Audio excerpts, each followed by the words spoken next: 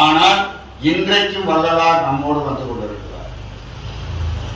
உன்னை மறந்திடுவேனோ மறப்பறியே, மறந்தால் உயிர் விடுவேனோ என்ற வரிகள் என் வாழ்க்கையை மரணத்திலிருந்து திருப்பி கொண்டு வந்த சத்தியத்திற்குரிய வார்த்தைகள் என்று சொல்லுங்கள்.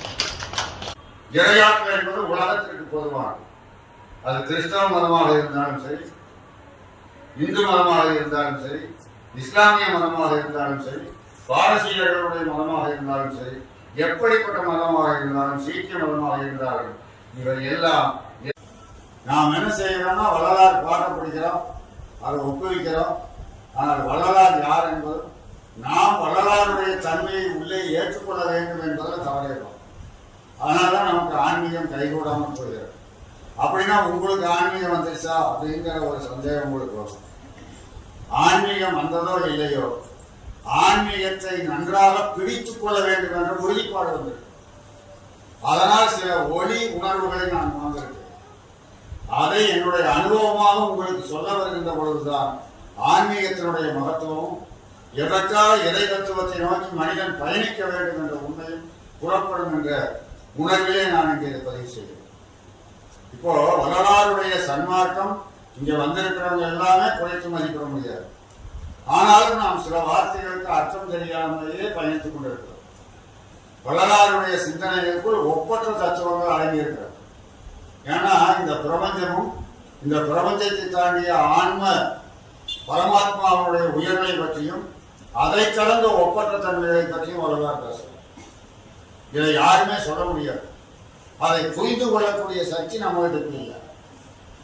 ஆனால் நாமும் வள்ளலாராக மாற முடியுமா முடியாதாங்கிற வாதங்களை கடந்து நம்மளுடைய தேடலை, நம்முடைய முயற்சியை இறைவனிடம் சமர்ப்பணம் செய்து விடுகின்ற பொழுது நமக்கு வாய்ப்பு இருந்தால் ஒன்று இந்த பிறவியில் கிட்டும், இல்லை என்றால் வருகின்ற பிறவிகளில் உறுதியாக ஒரு சொந்த சிந்தாந்தத்தின் அடிப்படையில் அவரை எடுத்துக்கொள்வதும் அவரை நாத்தியத்தன்மையோடு ஒப்பிட்டு பேசுவதும் மிகப்பெரிய பாவச் செயல் என்பதை நான் குறிப்பிட கடமைப்பட்டேன். வள்ளலார் என்ற ஒரு ஒப்பற்ற மனிதர் தமிழ் மண்ணில் பிறந்ததற்காக நாம் நன்றி கடமைப்பட்டிருக்கிறோம். அதற்கு மாறாக தமிழர்களைப் போல அயோக்கியர்கள் எங்குமே இல்லை என்று நான் குற்றம் சொல்ல முடியும். வள்ளலாருடைய பெருமைகளை உலகம் முழுவதும் எடுத்துக்கொண்டு செல்ல முடியாத ஒரு ஈனத்தன்மையை நாம் பெற்றிருக்கிறோம் என்ற வேதனை எனக்கு அடிக்கிறது. வள்ளலாருடைய தத்துவங்கள் அப்படி ஒப்பற்றவை, அறிவியலையும் கடந்தது. இன்றைக்கு அறிவியல் உலகத்துக்கு மிக மிக தேவையானது. இதை நாம் எந்த முயற்சி எடுத்திருக்கிறோம்? தமிழை, தமிழ்நாட்டை, தமிழர்களுடைய தன்மையை பற்றி பேசிக்கொண்டு நாம் சுருக்கி போய் கொண்டிருக்கிறோம். இன்றைய வேளையில் நான் உங்களுக்கு ஒரு உறுதிமொழி கொடுக்கிறேன். நீங்க இவங்களே பாகம் வச்சிருவாங்க. இறையாற்றல் என்பது உலகத்திற்கு பொதுவானது. அது கிறிஸ்தவ மதமாக இருந்தாலும் சரி, இந்து மதமாக இருந்தாலும் சரி, இஸ்லாமிய மதமாக இருந்தாலும் சரி, பாரசீகர்களுடைய மதமாக இருந்தாலும் சரி, எப்படிப்பட்ட மதமாக இருந்தாலும், சீக்கிய மதமாக இருந்தாலும், இவை எல்லாம் இறைவனை பற்றி பேசுகின்ற பல பள்ளியில் உள்ள பாடப்பிரிவுகளை போன்று உயர்வு தாழ்வு உடையதே தவிர அது அனைத்தையும் இறைவனை நோக்கி அழைத்துச் செல்லக்கூடிய கருத்துடைய பொக்கிஷங்கள். இதுல விமர்சனங்கள் தேவை. ஆனால் ஒரு உண்மை என்னவென்றால், வள்ளலார் எல்லாம் ஒரு PhD சொல்லக்கூடிய ஆய்வுக்குரியும் அவர் தென்னாட்டிற்கே மட்டும் சொந்தமானவர் என்று சுருங்கி போன சிந்தனைகளை நாம் கையில் பிடித்துக் கொண்டிருக்கின்ற காரணத்தினால் இன்று வள்ளலார் உலகத்திற்கு தெரியாமல் இருக்கின்ற வேதனை நான் இன்று தெரிவிக்கிறேன். 12வது அறிவை பற்றி பேசுகின்ற எந்த ஒரு ஞானியையும் நான் படித்தது. 12 பரிமாணங்களை கடந்து பேசுகின்ற ஞானம் அவர் கையில். இதை நாம் எங்கே எடுத்துச் சென்றிருக்கிறோம்? வள்ளலாருடைய பாடல்களை பாடவும் ஒப்பிக்கவும் இதைத்தான் செய்து கொண்டிருக்கிறோமே வெளியே. அவர் எப்படிப்பட்ட சிந்தனைகளை மக்கள் மத்தியில் கொண்டு வந்திருக்கிறார், அதை ஏன் நாம் எடுத்துச் செல்லாமல் இருக்கிறோம் என்பதில் நீங்கள் முயற்சி செய்தார். பிரபஞ்சம் உங்களுக்குள்ளே பயணிக்கும். வள்ளலாரை உலகறிய செய்வது பெருமை அல்ல. வள்ளலாருடைய சித்தாந்தம் உலகம் முழுவதும் போகின்ற பொழுது தானாகவே சன்மார்க்கமாகும். அப்படி என்றால் அந்த சன்மார்க்கமே உங்களை எல்லாம் கேள்வி கேட்கிறார் நினைச்சாரு. சன்மார்க்கம் பற்றி நாம் என்ன தெரிந்திருக்கிறோம்?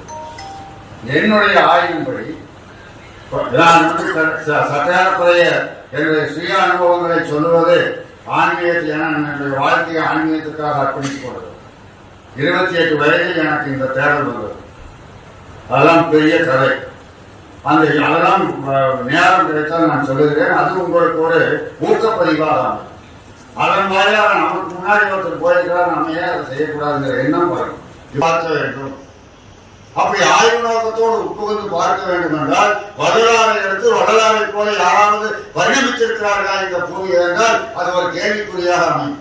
எனக்கு தெரிய சரவணானந்த சுவாமிகளை பற்றி அதிகம் பேசுகிறார்.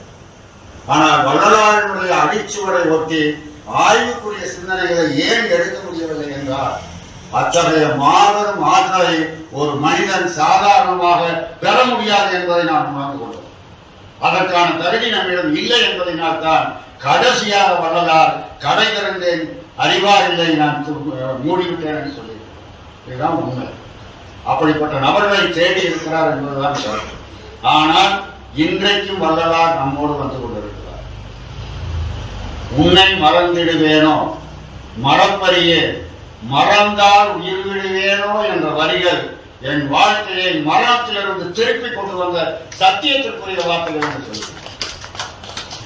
அந்த வார்த்தைகள் மட்டுமே என்னை மரணத்திலிருந்து காப்பாற்றியது என்று சொல்லுவேன். வள்ளலார் இன்றும் இந்த வானவெளியில் உலாவது கொண்டிருக்கிறார். நீங்கள் விரும்பினால் வள்ளலார் உங்களுக்குள் வருவார். நீங்கள் விரும்பி அதெல்லாம் நடக்குமா? எனக்கு நடக்கும்.